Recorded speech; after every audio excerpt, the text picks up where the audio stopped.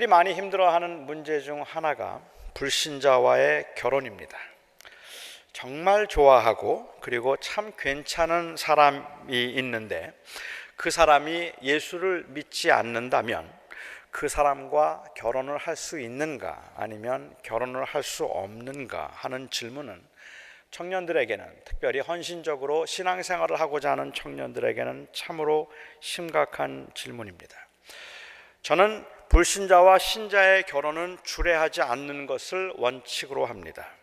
제가 주례를 하지 않는 이유는 신자와 불신자가 결혼하는 것은 하나님 앞에 죄가 되기 때문이거나 아니면 그런 결혼은 하나님께서 결코 복을 주시지 않을 거라고 생각해서가 아니라 결혼에 대한 저의 근본적인 이해 때문에 그렇습니다.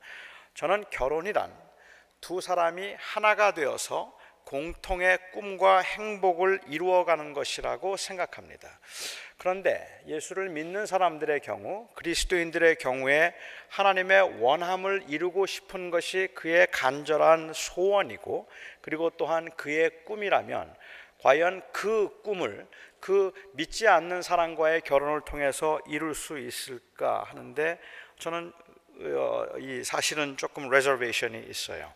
만일 결혼이라고 하는 것이 단순히 편리와 또 필요를 채워주기 위해서 하는 것이라면 배우자가 신자인가 아니면 불신자인가 하는 문제보다는 배우자가 어떤 조건을 갖추고 있는가 하는 것이 훨씬 더 중요한 문제일 겁니다. 그런데 뜻밖에도 평생을 신앙생활 하신 분들 중에도 아마 살면서 인생의 이치를 그렇게 이해했기 때문이겠다 싶기는 합니다만은 평생을 신앙생활 하신 분들 중에도 결혼이라는 것을 이렇게 편리와 필요를 채워주기 위한 것이라고 생각하는 분들이 의외로 많아서 무능한 신자보다는 유능한 불신자를 선호하는 것을 어렵지 않게 볼 수 있습니다. 만일 여러분들이라면 교회 생활은 아주 성실하게 잘 하지만 수입도 변변하지 못하고 그리고 상처도 많은 사람과 교회를 다니지 않는 사람이고 하나님을 믿지 않는 사람이지만 경제력이 확실하고 성격이 좋은 사람 둘 중에 한 사람에게, 둘 중에 누구에게 딸을 주겠느냐고 하면 여러분들은 뭐라고 대답을 하시겠습니까? 둘 중에 누구에게 여러분의 딸을 주시겠습니까? 교회 생활도 잘하고 성격도 무난하고 인품도 좋고 그리고 경제력도 확실한 사람이 나타날 때까지 결혼을 하지 말아라 이렇게 말씀을 하시겠습니까? 그러면 결혼하기 정말 힘들어집니다. 아니면 다른 아무것도 갖추지 않았어도 그냥 예수만 잘 믿으면 된다고 말씀하시겠습니까? 아니 이 돈을 못 벌면 어떻고 성격이 좀 고약하면 어떻고 상처가 많으면 어떠냐, 예수님만 잘 믿는 사람이라면 그러면 나는 절대로 반대하지 않겠다 이렇게 말씀하시겠습니까? 그렇지 않다면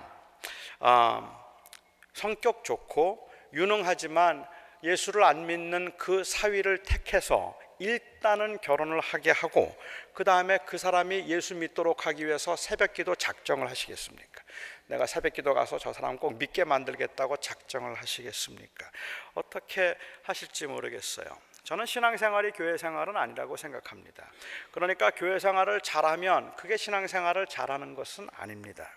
건강하고 바람직한 신앙생활이란 삶의 모든 영역에서 그리스도의 주되심을 인정하고 예수 그리스도를 통한 그 하나님의 은혜에 의지해서 하나님의 원하심에 순종하며 살아가는 것, 그것이 바로 건강하고 바람직한 신앙생활이라고 말할 수 있을 것 같습니다. 따라서 우리의 삶의 모든 영역에서 그리스도의 주되심을 드러내지 못한다면 아무리 교회 생활을 잘한다고 하더라도 온전하다 말할 수 없을 것입니다. 자녀 교육도, 재산 관리도, 여가 활동도, 사회생활도 모두가 다 신앙생활의 한 부분입니다. 우리가 하나님을 섬기고 살아가는 사람들로서는 그 모든 부분에서 하나님의 주되심 그리고 하나님의 그 뜻대로 살기를 원하기 때문에 모든 것들이 다 신앙생활의 한 부분이라는 말입니다. 저는 그래서 그리스도인은 비그리스도인과 결혼할 수 없다고, 즉 그리스도인은 그리스도인과 결혼할 수밖에 없다고 생각을 합니다. 삶 전체를 통해서 그리스도를 영화롭게 하기 원하는 사람은 동일한 마음으로 그리스도를 존귀케 하려는 사람과 하나가 되어서 가정을 이루고 자녀를 키우며 평생을 살려고 할 것이기 때문에 그렇습니다. 그래서 저는 기본적으로, 원칙적으로 그리스도인은 그리스도인과 결혼할 수밖에 없겠다고 생각을 합니다. 하지만 그렇더라도 저는 그리스도인이 비그리스도인과 결혼을 하면 그것이 죄라고 생각하지 않고, 그래서 그것을 정죄해서는 안 된다고 생각합니다. 그렇게 결혼을 했기 때문에 하나님의 뜻을 어긴 것이라 그를 위하여서 축복할 수 없다고 우리가 말하거나, 아니면 그러한 결혼은 하나님 앞에 크게 죄가 될 것이라고 말해서는 안 될 것입니다. 저는 그리스도인이 비그리스도인과 결혼하는 것이 죄인가 하는 그러한 질문을 청년들에게 받으면 이 질문을 율법적인 질문으로 질문으로 보기보다는 오히려 제자도의 질문으로 생각하고 싶고, 그래서 그것이 죄인가 아닌가 하는 것을 말하기보다 과연 주님의 제자로 살기를 원하는 사람이, 삶의 전체에서 그리스도의 주되심을 드러내기를 원하는 사람이 그렇게 생각하지 않거나 하나님을 신뢰하지 않는 사람과 영원히, 아니 평생 같이 살 수 있겠는가라는 그 질문을 항상 먼저 하고 싶어집니다. 물론 여기 계신 분들 중에는 이 문제에 대해서 나름대로 경험들이 다 다양하실 거라고 저는 생각합니다. 두 사람의 아주 독실하고 헌신된 그리스도인들이 만나서 큰 신앙적인 갈등 없이 지금까지 아주 잘 산 분들도 계실 겁니다. 안 믿는 사람과 결혼을 했지만 나중에 사실은 그 배우자가 본인보다 훨씬 더 신앙에 깊어진 그러한 경험을 해서 더 열심히 믿었기 때문에 믿지 않는 사람과 결혼을 한다고 하더라도 그 사람이 하나님 앞에 더 헌신된 사람이 될 수 있는 가능성을 스스로 체험하거나 경험한 분도 계실 겁니다. 믿지 않는 사람과 결혼을 했기 때문에 믿음을 잃어버린 주변에 있는 분들, 아는 사람들을 주변에 두신 분들도 또한 계셔서 그런 분들은 절대로 믿지 않는 사람하고 결혼을 하면 안 된다고 말씀을 하실 겁니다. 믿지는 않지만 정말 나무랄 데 없는 아주 인품이 좋은 남편도 있겠고, 평생을 믿었다고 하고 교회에 헌신적이고 열심히 봉사를 하는데도 불구하고 아주 성격이 고약한 아내도 있을 것입니다. 저는 그동안에 결혼 주례를 참 많이 했습니다. 결혼 주례를 하면서 제가 이미 말씀드린 그 원칙대로 주례를 하고 싶었기 때문에 두 사람이 다 그리스도인인가를 묻고 두 사람이 다 그리스도인이라고 말할 경우에만 저는 주례를 하려고 했습니다. 그리고 그 두 사람이 그리스도인임을 확인할 수 있는 외적인 확실한 증거는 세례였습니다. 그래서 저는 두 사람이 세례를 받았는가를 묻고, 그래서 그 세례를 받을 만큼 받을 때의 그 신앙 고백을 지금도 가지고 있는가 하는 것을 물었지만, 애석하게도 제가 그래서 그 세례를 받고 그 신앙 고백이 있다고 말하는 많은 청년들의 경우에 사실은 그 신앙 고백이 그냥 형식적인 동의 정도에 불과하다는 것을 저는 눈치챘던 경우들이 사실은 더 많았던 것 같은데, 그렇더라도 그래서 제가 결혼 주례를 할 수 없다고 말할 수는 없었습니다. 세례가 너무 피상적이고 형식적인 것이 되어서 세례를 받고 그리스도인이라고 말하는 사람보다 나는 솔직히 아직 잘 믿어지지 않아서 아직 세례를 받을 수는 없는데 결혼을 한 후에도 내가 그리스도인이 되는 것에 관해서는 아주 진지하게 생각해 보겠습니다라고 말하는 사람이 더 진실해 보일 때가 여러 번 있었다는 말입니다. 오히려 결혼하기 위해서 믿는다고 말하고 세례를 받고는 그 결혼 후에 그 고백을 헌신짝처럼 버리는 사람들을 더 자주 보았습니다.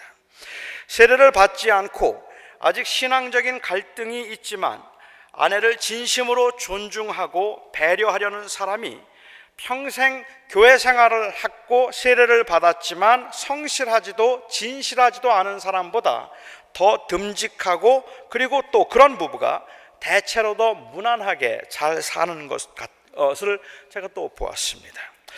물론 그러니까 저는 믿지 않는 사람과 결혼해도 좋다는 말을 하고 있는 건 아닙니다. 이미 제가 여러 번 말씀드린 것처럼 그 신앙인의 전제상, 그 믿음의 전제 때문에 믿는 사람은 믿는 사람과 결혼을 할 수밖에 없겠다 싶을 만큼 신앙이라는 것은 전인적인 것이고 삶 전체를 통해서 우리가 그리스도의 주되심을 드러내야 되는 제자로서의 삶의 부분이라고 저는 그렇게 생각하기 때문에 믿는 사람은 믿는 사람과 결혼할 수밖에 없겠다라는 생각을 저는 하고 있지만, 그리스도인은 그리스도인과 결혼할 수밖에 없는 중요한 삶의 전제들이 있다고 믿고 있지만, 그것을 피상적인 고백이나 아니면 종교적인 행위에 의존하는 것은 대단히 위험하다는 말씀을 여러분들에게 드리고 싶고, 그래서 믿지 않는다고 함부로 대할 것은 결코 아니라는 말씀을 드리고 싶은 겁니다.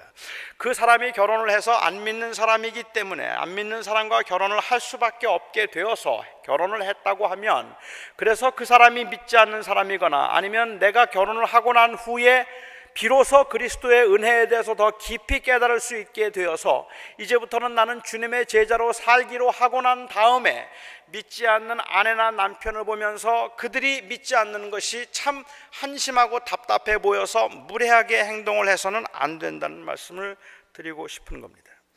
믿지 않는 분들 중에 인격적으로 존경스러운 분들이 정말 많습니다. 정말로 함께하면 마음이 편안하고 부드럽고 그리고 온유하고 다른 사람들을 잘 배려하는 사람들이 믿지 않는 사람들 중에 참 많아요. 모세와 모세의 장인 이드로의 관계는 어떤 관계였을까요?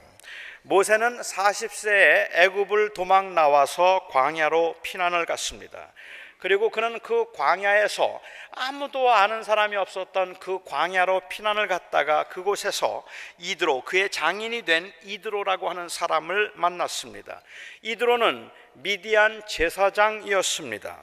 그가 그곳에서 미디안 사람들의 종교적인 행사나 모임을 이끌었는지 그것은 잘 모르겠지만, 그가 제사장이었다는 말은 꽤 영향력 있는 신분의 사람이었음을 짐작하게 만듭니다.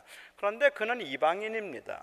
미디안 제사장입니다. 이방인 제사장이었다고 한다면, 지금으로 한다면 타종교의 지도자라는 말입니다. 그런 그가 자기의 첫째 딸을 모세에게 주었습니다.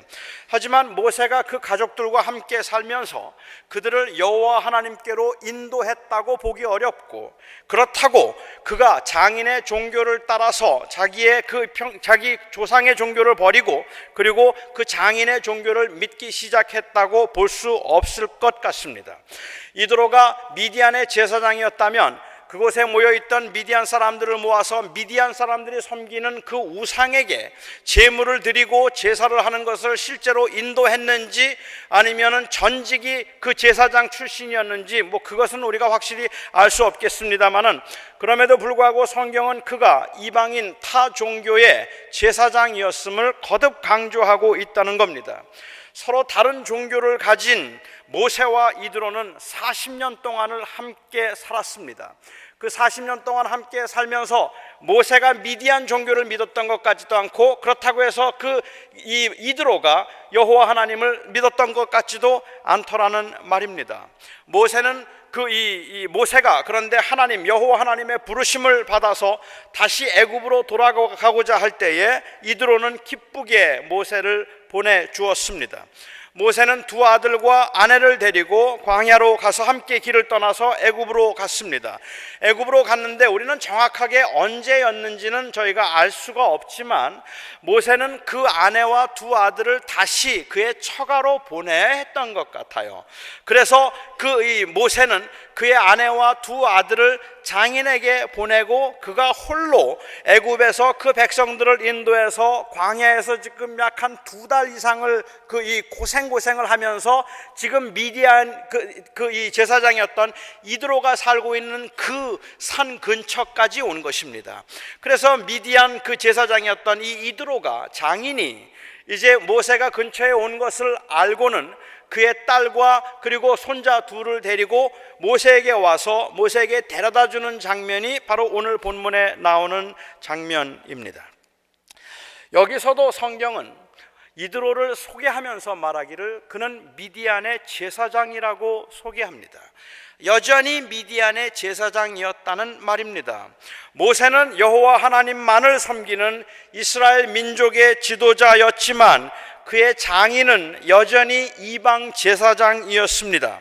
저는 모세가 이방인과 결혼한 것이 합당한 것인가 아닌가라든지, 모세가 자기 장인도 여호와께로 인도하지 못하면서 무슨 이스라엘 민족을 인도한다고 하는가라는 그러한 질문보다 오히려 하나님을 섬기던 모세가 어떻게 이방신을 섬기던 그 장인 이드로와 어떤 관계를 맺으며 살고 있었는가 하는 것을 좀 관심 있게 보고 싶습니다.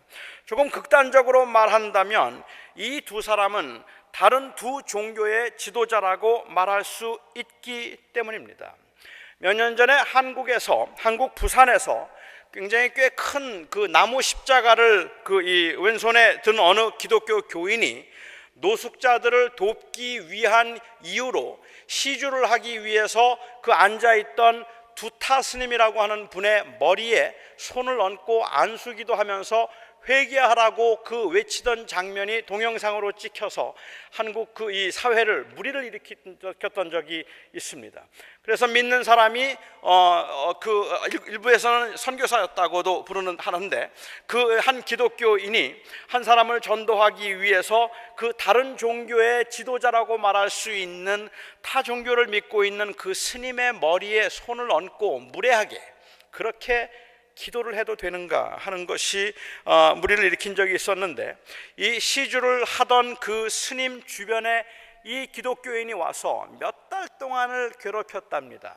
이런 거 하지 말고 회개하라고 계속해서 괴롭히다가 주변 사람들이 하도 이 못되게 구니까 좀 핀잔을 주는 사람과 다툼이 일어나서 그 주변에 있던 사람들에게 이 기독교인이 매를 맞았다 그래요.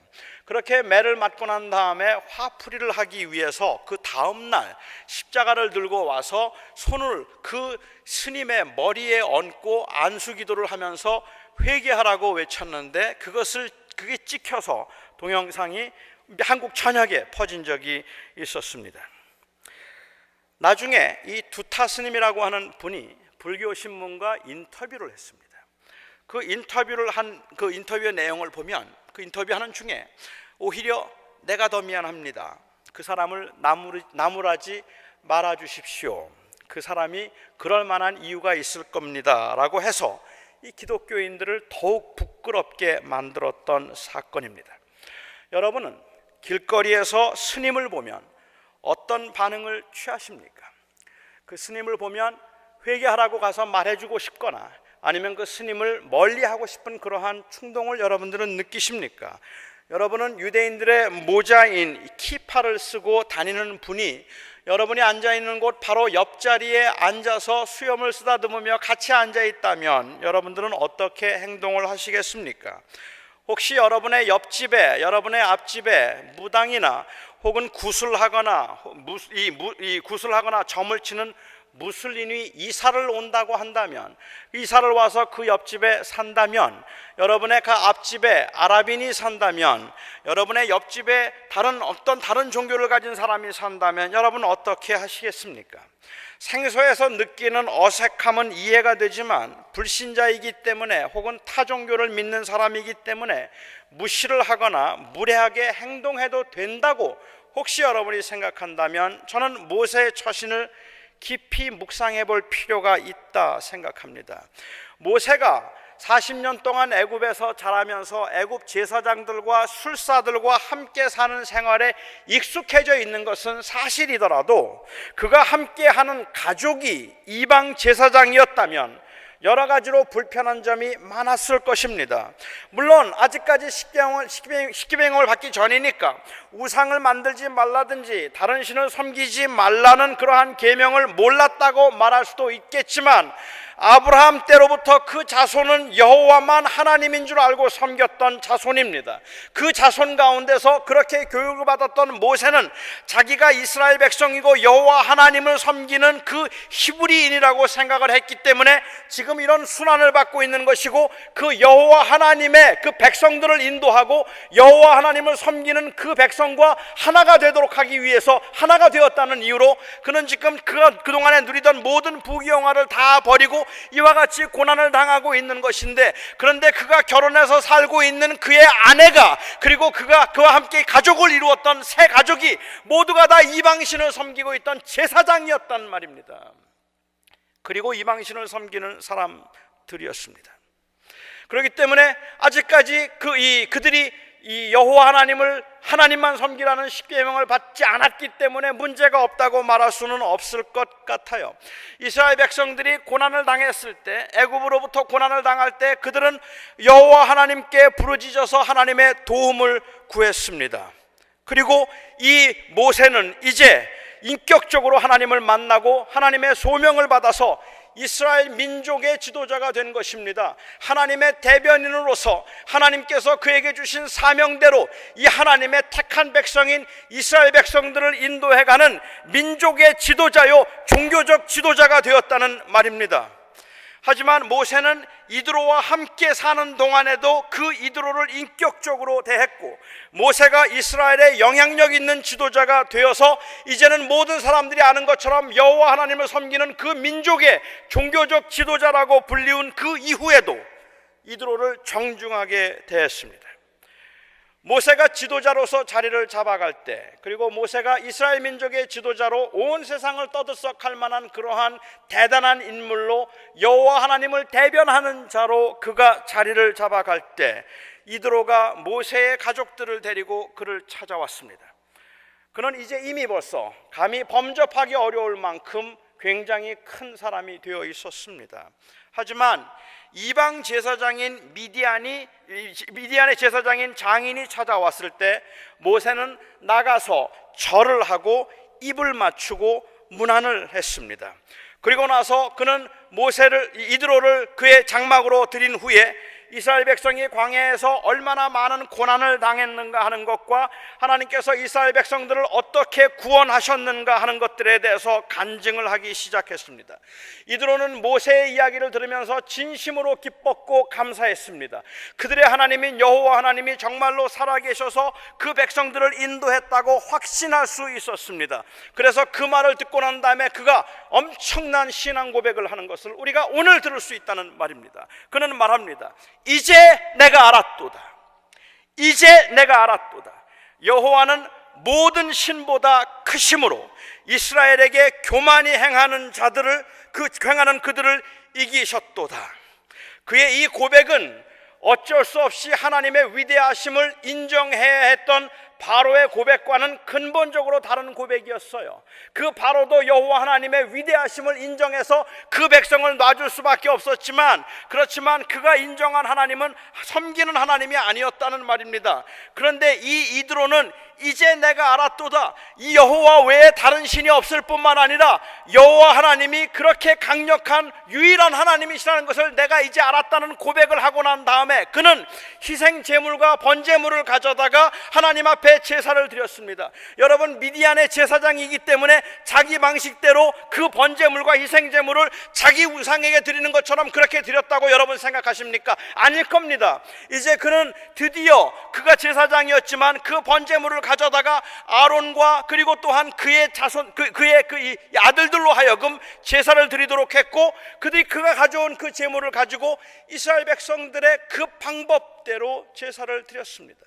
제사를 마치고 난 다음에 아론과 모든 장로들이 함께 모여서 식사하고 하나님 앞에서 식사했다는 그 말의 의미는 결국은 드디어 이드로가 여호와 하나님을 그의 참 하나님으로 모셨다는 이야기입니다. 드디어 이 이드로가 여호와 하나님을 자기의 하나님으로 모셨다는 그러한 고백을 하고 있다고 볼 수 있다는 말입니다. 그래서 그가 번제물과 희생제물을 드리는 이 행위는 이제 여호와 하나님을 그의 하나님으로 받아들이고 있는 행위라고 저는 생각합니다. 이드로는 모세에게 오기 이전에 하나님이 행하신 일을 다 듣고 그가 왔으니까 모세가 한 간증을 듣고 하나님을 믿었다기보다는 그 하나님이 하신 일들을 보면서 그가 하나님을 믿었을 겁니다. 정말 긴 시간이 지나고 난 후에 이드로가 드디어 여호와가 참 하나님이심을 인정하고 그를 영접한 것입니다. 하나님께서는 드디어 모세의 온 가족을 이제 하나님께로 인도한 것입니다. 여러분, 가족들을 전도하는 일은 정말로 어려운 일입니다. 그 가족들을 다른 사람에게 전도하는 일은 할 수 있는지 몰라도 가족들에게 복음을 전하는 일은 너무 어려운 일입니다. 가족 전도가 너무 어려워서 이런 교인들의 안타까운 마음을 이용하는 사람들이 아주 늘어나고 있을 정도라는 말입니다. 너무 많은 사람들은 온 가족이 함께 주님을 섬기고 싶고 모든 가족들이 다 예수 그리스도를 주라고 고백하고 하나님을 찬양하고 예배하고 함께 섬기고 싶은 간절한 마음이 있기 때문에 가족 중에 한 사람만 주님을 모른다고 생각해도 그 마음속에 굉장한 부담을 느끼기 시작하고 꼭 전도해야 되겠다는 그러한 간절한 마음을 갖게 되는데 그게 우리가 원하는 대로 뜻대로 잘 되지를 않기 때문에 우리의 마음속에 안타까움과 아픔이 있고 이것을 이용하려는 사람들이 있어요. 제가 동부에 있을 때 부흥회가 있었습니다. 그 부흥회 한국에서 온 한 강사가 와서 설교를 하면서 가족 전도를 인해서 안타까워하는 교인들에게 정말로 예상할 수 없는 제안을 했습니다. 혹시 가족 중에 믿지 않는 사람들이 있다면 그 사람의 영혼을 구원할 수 있는 방법과 길이 있다는 거예요. 그 영혼을 구원할 수 있는 그 길이 있다고 기가 막힌 제안을 했는데 그 답은 헌금 2,000불이었습니다. 헌금 2,000불을 하면 하나님께서 믿지 않는 자들을 구원하시고 믿지 않는 그 가족을 분명하게 구원하실 것이라는 그러한 내용의 설교였습니다. 그리고 그 가족 구원을 위해서 안타깝게 기도하던 사람들은 실제로 헌금을 했습니다. 나중에 제가 그 알아본 바에 의하면 그날 가족 전도를 위해서 헌금한 사람들, 그래서 헌금에서 모인 그 헌금 액수가 8만 불이었습니다. 그렇다면 2,000불씩 헌금한 사람들이 도대체 얼마나 많은 사람들이 그 가족을 구원하기 위해 했다는 간절한 염원에 그런 헌금을 했겠나 싶어요. 헌금을 내어서 영혼을 구원할 수 있다면 그게 믿어지지 않지만 아주 신라 같은 그런 가능성이라도 있다면 빚돈을 내어서라도 헌금을 하겠다 싶을 만큼 가족과 함께하고 싶은 안타까운 마음이 이용을 당했다 생각하니까 너무 억울하고 화가 나더라는 말입니다. 여러분, 우리 한길교회 교인들은 그런 일에는 절대로 헌금하지 마시기 바랍니다. 어디 가시든지 그런 데는 일불도 하지 마세요. 헌금하지 마시기 바랍니다. 그렇다면 가족을 구원하기 위해서는 어떻게 해야 합니까? 헌금으로도 안 돼요. 봉사로도 안 돼요. 전도를 하려고 해도 잘 안 돼요. 어떻게 해야 합니까? 상황에 따라 많이 다르겠고 사람마다 조금씩은 다르겠지만 결론부터 저는 말하자면 저는 기다리라고 말하고 싶습니다. 기다리십시오. 그냥 기다리지 말고 정중함과 존중함의 인격적인 관계를 유지하면서 하나님의 때를 기다리라고 말하고 싶습니다. 플러 신학교의 총장인 리처드 마우라고 하는 분이 이 무례한 기독교라는 책을 썼습니다. 그 무례한 기독교라는 책에서 하나님은 천천히 가시는데 사람들이 너무 급하게 가려고 한다는 것을 강조하면서 우리는 하나님이 천천히 가심을 배우고 익숙해질 필요가 있다고 했습니다. 이건 단순히 우리의 삶 가운데 고난의 현실 가운데서 하나님이 천천히 가심으로 인하여서 느끼는 조급함과 답답함뿐만이 아니라 영혼 구원이라는 것을 놓고 이야기를 할 때에도 왠지 하나님이 조급하신 것 같고 우리가 그렇게 조급해야 될 것처럼 그렇게 느껴진다는 말입니다. 이해가 안 되는 건 아니잖아요. 정말 언제 주님께서 다시 오실지 모르는데, 그리고 그 사람이 언제 주님의 부르심을 받을지 알지 못하는데 혹 내일 부름을 받을까 모레 부름을 받을까 생각하면 너무 마음이 조급해져서 오늘이라도 복음을 전하지 않으면 안 될 것 같고, 그런 마음을 가지고 그 사람들에게 복음을 전하고 그 사람들에게 예수를 믿으라고 꼭 말해야 될 것 같아서 마음이 급해지는 거 한편으로 이해 안 되는 건 아닙니다. 하지만 그럼에도 불구하고 그 구원이 하나님의 손안에 있다면 저는 하나님의 천천히 가심을 배워야 할 필요가 있다고 생각합니다. 더 안타까운 것, 그리고 더 끔찍스러운 게 무엇인지 아십니까? 때로는 이 조급한 마음이 그냥 단순히 그 영혼을 사랑하는 마음에서 비롯되는 것이 아니라 교회를 성장시키기 위한 그러한 수단으로 이용되고 있다고 생각할 때는 더 가슴이 먹먹해진다는 말입니다. 어떻게든지 교회를 빨리 키워야 되겠다는 그 조급한 마음이 영혼에 대한 조급함이라는 그러한 그럴듯한 것으로 포장이 되어서 우리가 다른 사람들을 전도하고 그리고 다른 사람들을 주님께로 인도하고자 하매 때로는 그 천천히 가시는 하나님의 그 하나님의 움직임에 우리가 순종하려고 하기보다는 우리가 너무 급하게 하나님보다 앞서가려고 할 때가 많다는 말입니다. 이방 신의 제사장에 했던 장인을 보면서 모세가 얼마나 안타까웠을지 답답했을지 얼마나 간절했는지 그거는 확실하지 않지만 우리가 분명히 알 수 있는 것은 모세는 40년 기다려야 했습니다. 모세는 40년을 기다린 셈입니다. 이방 제사장이었지만 그의 장인을 정말 존중하고 존경하고 사랑하고 그런 관계를 유지하면서 40년 기다렸습니다. 그리고 마침내 긴 세월이 지난 후에 모세는 여호와 하나님께서 그 백성을 인도하기 위해서 하신 일들을 증거할 수 있었고 그리고 그것을 간증할 수 있는 기회가 있었습니다. 그때 그는 이 자기를 찾아온 이드로에게 어찌 생각하면 우리 성경에서 보는 대로는 처음으로 여호와 하나님이 백성을 인도하기 위해서 어떻게 하셨는지, 우리가 어떤 고난을 당했고 그 고난을 어떻게 하나님께서 그 고난 가운데서 구원해 주셨는지 그 이야기들을 이드로에게 비로소 했습니다. 아주 정중하고 아주 온유하게. 그러니 당신도 이제는 이방신을 버리고 여호와 하나님을 섬기라는 말도 한 적이 없어요. 그냥 그가 경험했던 그 하나님의 은혜와 도우심을 그가 부드럽게 드러냈을 뿐입니다. 한 가지 더 생각해 보고 싶습니다. 이드로가 그렇게 여호와께로 돌아오고 이에 이스라엘 장로들과 함께 축하와 감사의 식사를 나누고 난 다음 날 이드로가 밖에 나가 보았습니다. 그랬더니 모세가 그 사람들을 재판하는데 모세는 한 곳에 앉아 있고 그리고 재판을 받기 원하는 사람들은 서서 기다리고 있는데 하루 종일 기다리는 겁니다. 하루 종일 기다리는 동안에 재판을 그날 다 받지도 못하는 거죠. 모세는 그곳에 온 사람들을 한 사람씩 재판에 하고 그리고 판결해 주는 그 과정을 보면서 이드로가 생각할 때 이것은 지혜로운 방법도 아니고 옳지도 않다고 생각했습니다. 그래서 이드로는 모세를 불러서 모세에게 다른 사람들도 지도자로 세울 것을 권하고 10부장과 50부장 그리고 100부장과 1000부장을 세울 것을 권면했습니다. 이스라엘의 지도자였고 하나님께서 세운 사람이었지만 모세가 보지 못하던 것을 경험이 많고 그리고 세상 경험이 많고 경륜이 있었던 이드로는 볼 수 있었던 것입니다. 이럴 때 요즘 같으면 어떻게 할까요? 이럴 때 요즘 같으면 무슨 반응을 보일까요? 당신은 이제 예수 믿은 지 하루밖에 되지 않는데 교회 일에 뭘 안다고 나서십니까? 라고 말하지 않겠습니까? 나는 하나님의 말씀만 듣지 사람의 말은 듣지 않습니다. 특히 이방인 제사장이었던 당신의 말은 더 들을 수가 없습니다. 여기까지 인도하신 분이 하나님이시고 지금까지 아무 문제 없었는데 왜 내 방식을 바꾸라고 말하는 겁니까? 그것도 어제 겨우 여호와 하나님을 영접한 사람이 지금 내일 오늘 바로 나와서 이렇게 하면 안 되겠다고 이렇게 하라고 말하는 건 그건 너무 앞서가는 것 아닙니까? 라고 오히려 그 말을 듣지 않으려고 하지 않겠습니까? 모세는 장인의 제안을 좋게 여겼습니다. 하나님도 모세가 장인의 제안을 받아들여서 재판을 하기 위한 조직을 만드는 일에 책망하지 않으셨습니다. 그 많은 사람들의 억울한 사정과 힘든 일들을 일일이 다 돌아볼 수 없다면 오히려 좋은 지도자들을 세워서 위임을 하도록 하는 것이 마땅하겠다는 이 제사장, 이방 제사장의 제안으로 이스라엘의 100부장과 1000부장이 생겼습니다.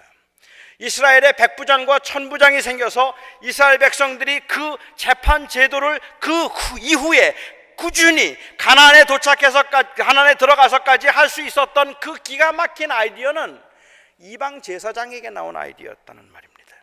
물론 모세가 이드로의 제안을 받아들인 것, 그것은 능력 있는 지도자들에게 율법과 규례를 가르쳐서 위임하라는 그 제안이 하나님의 법도와 규례에 어긋나지 않는 것을 모세가 알았기 때문인 것은 맞을 겁니다.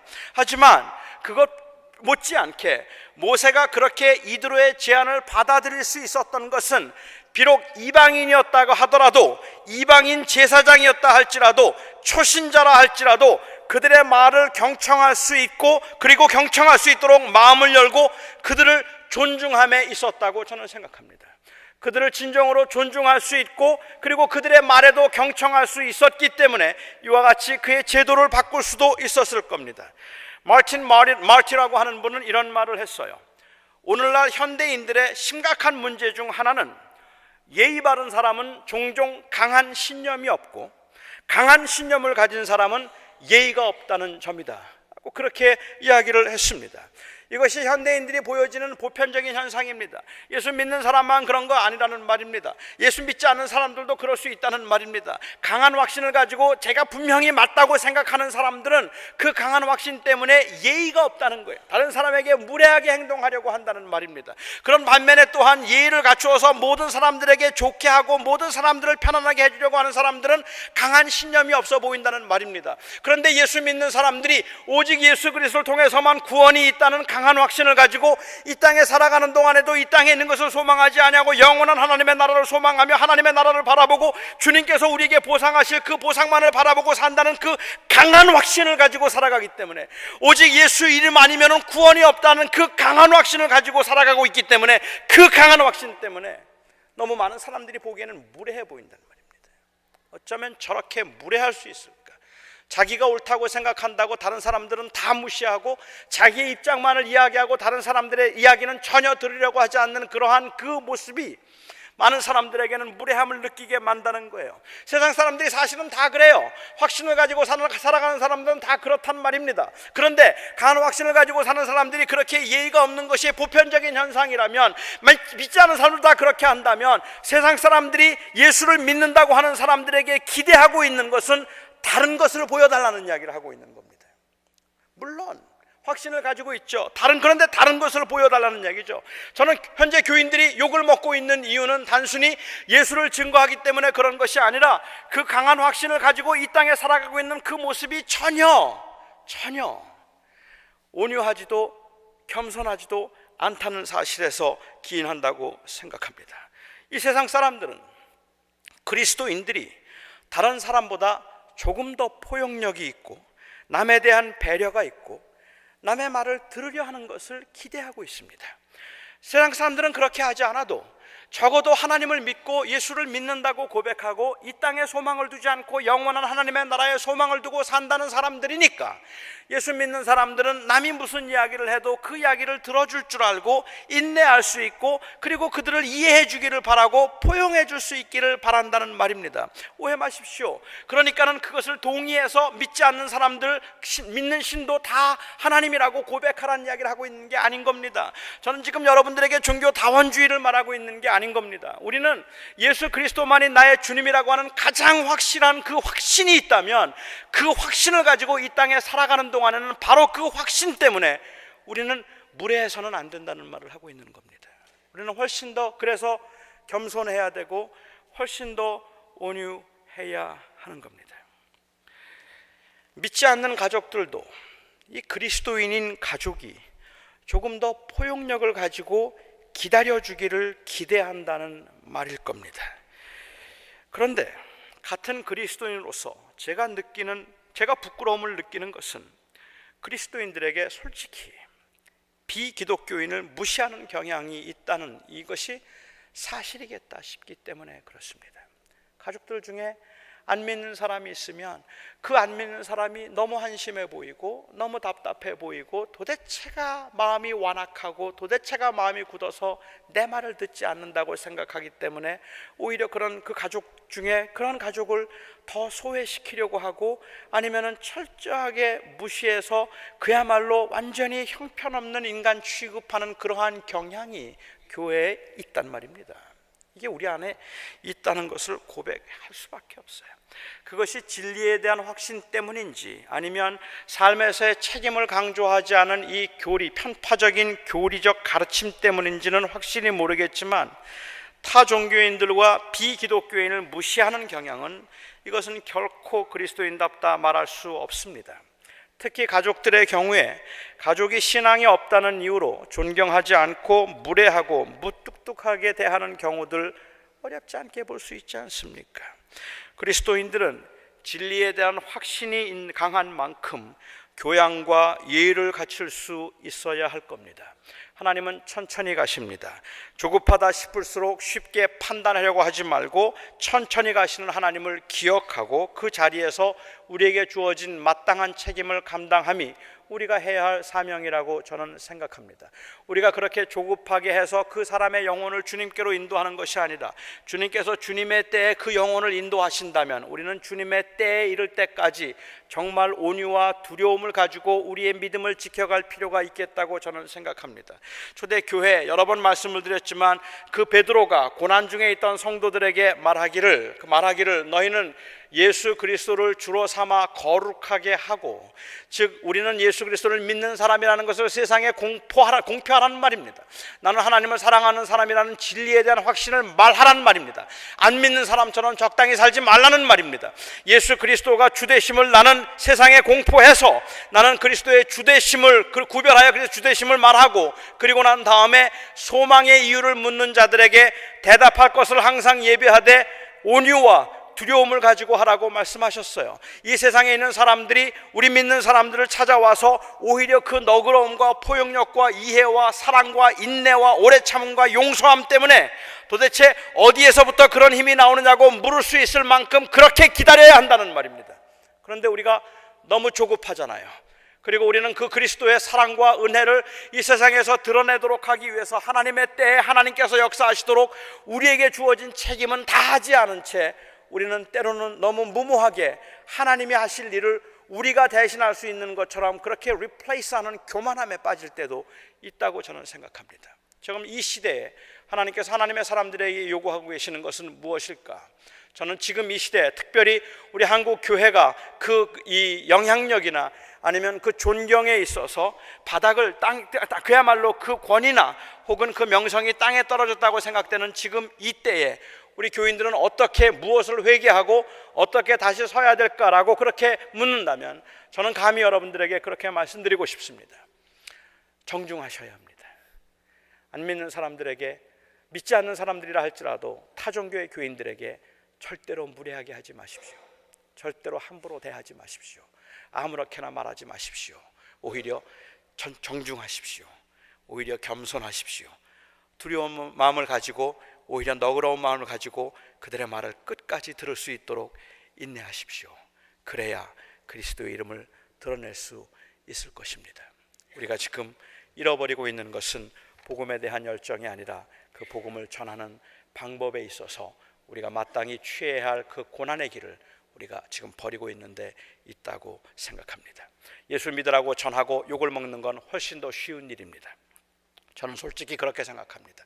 예수 믿으라고 말하고 그래서 가족들에게 욕을 먹고 그걸 핍박이라고 생각한다면 그건 훨씬 더 쉬운 일입니다. 하지만 내가 믿는 그 예수 그리스도를 나의 사랑하는 가족이 알기를 원해서 그래서 내가 희생하고 내가 섬기고 내가 참고 내가 기다리는 일은 훨씬 더 힘든 일입니다. 하지만 그 일이 맞는 일입니다. 하나님은 그것을 통해서 주님의 나라를 세워가실 것입니다. 기도하겠습니다.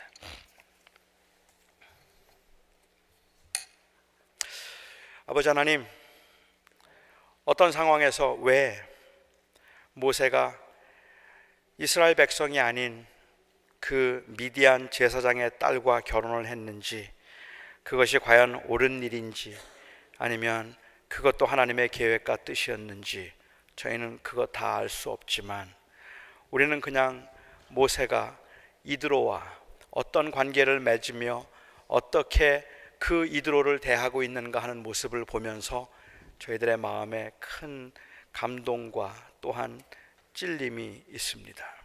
하나님, 우리는 그 그리스도를 향한 열심이라는 이름으로 너무 자주 믿지 않는 사람들을 향하여서, 신앙의 경륜이 짧은 사람들을 향하여서 너무 자주 무례하게 행동하고 그들의 말을 경청하려 하지 아니하고 그 사람들이 가지고 있는 그 인격적 그 성숙함을 우리가 배우려 하지 않을 때가 너무도 많습니다.